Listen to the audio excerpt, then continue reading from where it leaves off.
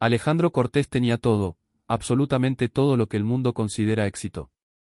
Un Mercedes negro que brillaba como un espejo, contratos de 8 cifras, un imperio inmobiliario que dominaba el horizonte de la ciudad y una mansión tan grande que el eco de sus propios pasos parecía recordarle que vivía prácticamente solo. Pero aquella tarde de miércoles, cuando giró el volante y decidió cancelar la reunión más importante del año, no estaba tomando una decisión estratégica, estaba huyendo de una frase que le había destrozado el pecho. Papá, ¿por qué Isabela nos quiere más que tú? 9 palabras. 9 simples palabras pronunciadas por su hijo de 7 años que hicieron algo que ningún competidor, ninguna crisis financiera y ningún fracaso empresarial habían logrado jamás, romperlo por dentro, desde que Valeria, su esposa, los abandonó para reencontrarse a sí misma, en un ashram de la India. Alejandro había compensado su ausencia con dinero. Mucho dinero. La mejor escuela, los mejores juguetes, la mejor casa, la mejor niñera que una agencia de élite pudiera ofrecer. Isabela Santos había llegado 18 meses atrás con un currículum impecable y una mirada cálida que contrastaba violentamente con la frialdad del mundo corporativo de Alejandro. Él pensó que estaba comprando estabilidad para sus hijos. No sabía que estaba contratando a la mujer que le mostraría su fracaso más grande. Cuando llegó a la mansión esa tarde, algo no encajaba. Aquella casa, que normalmente parecía un museo silencioso y perfectamente ordenado, vibraba. Desde la entrada se escuchaban carcajadas, risas infantiles profundas, descontroladas, de esas que solo aparecen cuando un niño se siente completamente seguro. Alejandro apagó el motor, pero no salió inmediatamente. Se quedó escuchando. No recordaba la última vez que había oído a sus hijos reír así. Salió del coche en silencio, dejó el maletín atrás y se acercó a la puerta principal, que estaba ligeramente abierta. Empujó suavemente, y lo que vio lo paralizó. El recibidor de mármol estaba convertido en un campo de batalla de cojines. El sofá de diseñador estaba desarmado, las alfombras arrugadas, y en el centro de aquel caos glorioso estaban sus 3 hijos, rojos de risa, tirando con todas sus fuerzas de algo que Alejandro reconoció con horror, su corbata de seda armés. Al otro extremo estaba Isabela, descalza, despeinada, riendo con una libertad que él jamás había visto cuando estaba presente. No era la empleada correcta y formal. Era una mujer viva, feliz, jugando como si su vida dependiera de esas carcajadas. Y entonces Alejandro entendió algo aterrador: sus hijos eran más felices cuando él no estaba. Pero lo peor no fue eso. Lo peor vino segundos después. Cuando el juego terminó y los niños cayeron exhaustos sobre los cojines, Mateo, el más pequeño, preguntó con una voz que parecía demasiado frágil para una casa tan grande: Isabela, ¿puedes quedarte para siempre? El corazón de Alejandro se detuvo. La sonrisa de Isabela vaciló apenas un segundo, lo suficiente para revelar un dolor profundo. Estoy aquí mientras ustedes me necesiten, respondió suavemente. Pero Andrés intervino con una madurez que ningún niño debería tener: mamá dijo lo mismo, y se fue, ¿tú también te vas a ir? Aquella frase no era una pregunta. Era miedo puro. Alejandro sintió que algo se desgarraba dentro de él cuando Mateo hizo la pregunta que cambió todo: ¿y papá, por qué papá siempre se va? El silencio fue pesado.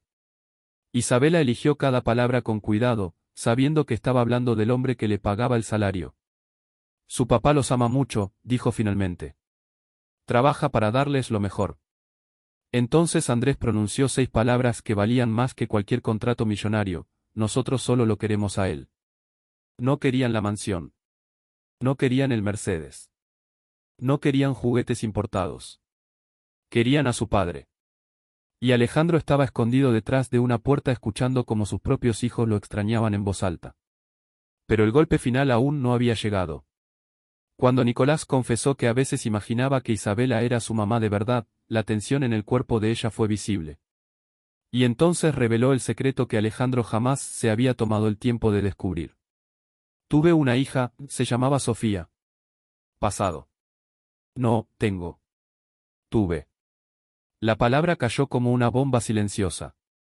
Sofía murió a los 6 años, atropellada por un conductor distraído que enviaba mensajes mientras cruzaban la calle después de clase de ballet. Isabela sobrevivió con huesos rotos, y un corazón que nunca volvió a ser el mismo. Y sin embargo, allí estaba ella, amando a los hijos de otro hombre con una intensidad que nacía del dolor. Alejandro sintió una vergüenza que nunca había experimentado. Durante 18 meses, jamás le preguntó nada personal. Para él era una función, no una historia, no una madre que había enterrado a su hija. Y entonces Nicolás dijo algo que terminó de destruir cualquier defensa que quedara en Alejandro: Sofía está orgullosa de ti.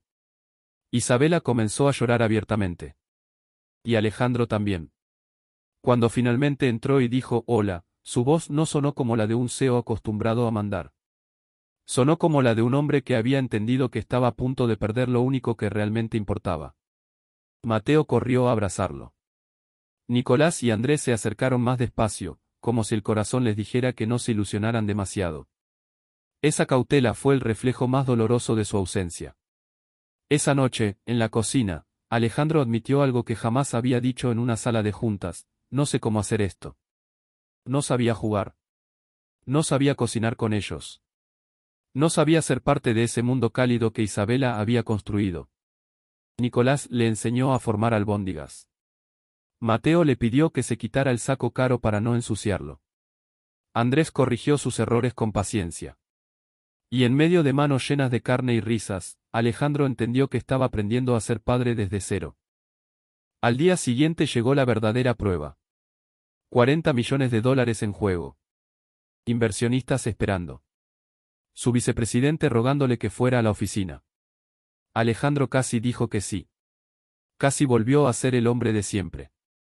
Entonces recordó a Isabela diciendo que nunca se perdió un recital de ballet aunque trabajara 2 empleos, porque sabía que el tiempo era limitado. Y Alejandro tomó la decisión más costosa de su carrera: no voy. Perdió el contrato. Perdió dinero. Pero esa noche ganó algo que no tenía precio. Cuando Nicolás le preguntó en la oscuridad si ahora sí se quedaría de verdad, Alejandro respondió con la única verdad que importaba: no seré perfecto, pero estaré aquí. Las semanas siguientes no fueron fáciles. Perdió más contratos. Algunos ejecutivos renunciaron. Su imperio dejó de crecer al ritmo brutal de antes. Pero sus hijos florecieron. Nicolás dejó de tener ataques de pánico. Andrés volvió a hablar con seguridad en clase. Mateo dejó de mojar la cama.